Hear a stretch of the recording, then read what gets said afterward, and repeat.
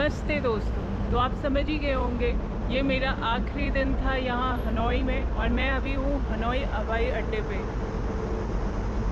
तो मैंने होटल से ग्रैब लिया बस स्टेशन के लिए, जो कि 1.5 किलोमीटर था ओल्ड क्वार्टर, जो यहाँ की टूरिस्टिक होटल स्पॉट है। तो सिर्फ 1.5 किलोमीटर और मुझे ग्रैब के लिए लगे कुछ 50 रुपये, अप्रॉक्सीमेटली 50 रुपये, नहीं सॉरी 100 रुपये लगे हैं मुझे, 120 रुपये। और फिर बस में मुझे लगे हैं कुछ 130 रुपये टू एयरपोर्ट। 22 किलोमीटर है एयरपोर्ट से ओल्ड क्वार्टर।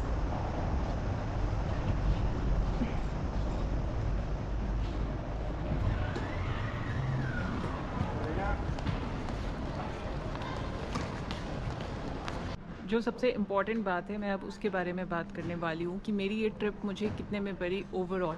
मेरी ये ट्रिप मुझे काफ़ी एक्सपेंसिव पड़ गई, क्योंकि मेरी भी कुछ गलतियों की वजह से कुछ मुझे पता नहीं थी। मैंने टिकट उल्टी सीधी बुक कर ली और मैंने कुछ होटल्स वगैरह में ज़्यादा स्पेंड कर दिया, क्योंकि कुछ बीच साइड होटल में मुझे रुकना था, मुझे वो पुल एक्सप्लोर करना था। तो इसलिए मैंने एक बूफे भी लिया यहाँ पे, जो उसके लिए भी मेरा, और मैंने शॉपिंग भी कर ली, थोड़ी ज़्यादा ही कर ली। तो एनीवेज़ मैं आपको बताती हूँ कि आप मिनिमम ये ट्रिप कितने में कर सकते हो। तो मिनिमम आप ये कम से कम 50,000 में तो कर सकते हो, इंक्लूडिंग एवरीथिंग। मेरी ये ट्रिप थोड़ी महंगी गई है, तो मैंने आपको सारे पिछले वीडियोस में बताया ही है कि मैं कहाँ रुकी, कितने में रुकी। मैं अभी आपके लिए बता रही हूँ। 2K में आपका वीज़ा आएगा, right. 20K is return flight.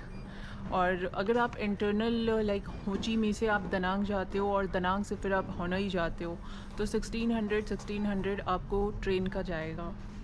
फिर आप अगर एक्टिविटी में गोल्डन ब्रिज पे जाना चाहते हो तो वहाँ के लिए 2800 की टिकट आती है। देन अलग एक और एक्टिविटी आप निम्बिन में कर सकते हो, जो ऑलमोस्ट फुल डे की एक्टिविटी है। वो भी मैंने अपने प्रीवियस वीडियो में बताया है। वो आपको कुछ 2800 रुपये, सॉरी 2200 रुपये का आएगा, इंक्लूडिंग एवरीथिंग। लाइक आप होनई से खुद से बस से जा सकते हो निम्बिन, वहाँ पे आप करके फिर वापस बस से आप होनई आ सकते हो। और होटल, अगर होटल की बात करें तो आप डॉमेट्री में अगर कंफर्टेबल हो, डॉमेट्री में आप रुकते हो, तो यहाँ पे 250-250 रुपये में ऑलमोस्ट एवरी सिटी में आपको मिल जाता है।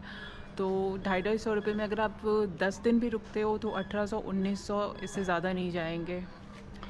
फिर अगर होनई की बात करें तो वहाँ पे एक एक्टिविटी है, फुल डे एक्टिविटी, जिसके लिए आपको पे करना होता है कुछ 3000 रुपये, 1 मिलियन डोंग यहाँ के। वो भी मैंने अपने प्रीवियस वीडियो में बताया है। तो अगर आप ये सारा जोड़ोगे तो ये 40,500 बनते हैं।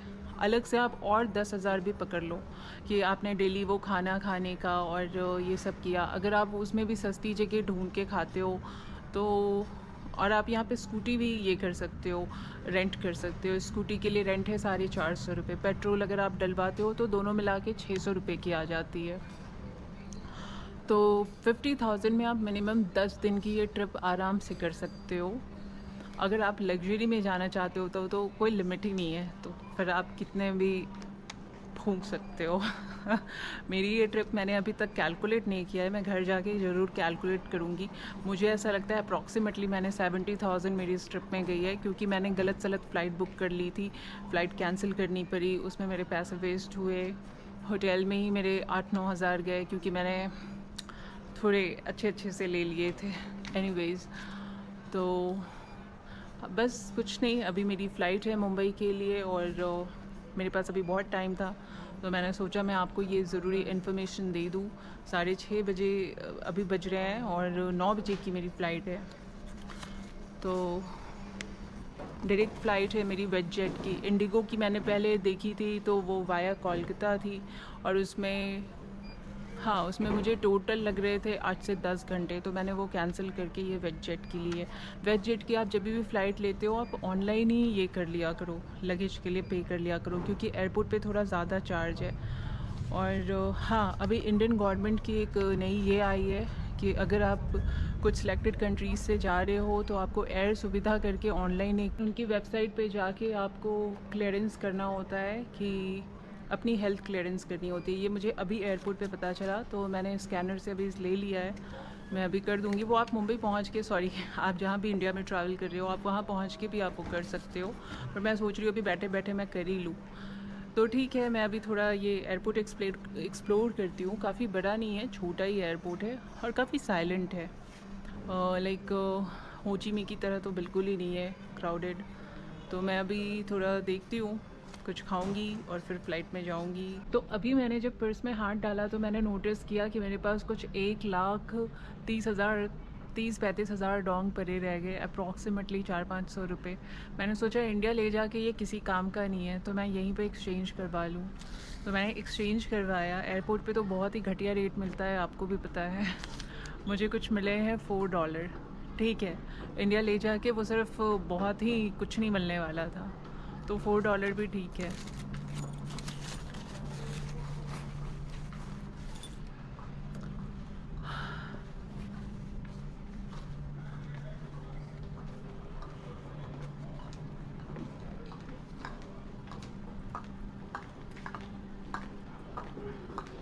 Workforce and electronic devices must be switched off or switched to flight mode. Passengers bring e-cigarettes are required to switch them off. Ensure that batteries are removed and kept safely throughout the flight. Charging of e-cigarette is strictly prohibited on board. Thank you for your cooperation. तो मुंबई पहुंच गई हूँ मैं और flight बिल्कुल on time थी। 50% flight खाली थी। ऑलमोस्ट लोग सो के ही आ रहे थे, मैं भी सो के ही आई हूँ। जाने के टाइम पे भी ऐसा ही था, फ़्लाइट बिल्कुल खाली थी। इससे ये तो पता चलता है कि वियतनाम इंडिया में टूरिज़्म के लिए इतना फेमस नहीं है। एनीवेज गाइज़, अभी शायद यहाँ पे RT-PCR करवाने की ज़रूरत पड़े, देखते हो। इस ब्लॉग को यही ख़त्म करते हैं, तो please don't forget to subscribe, like and hit the bell button if you like my blog, otherwise leave it.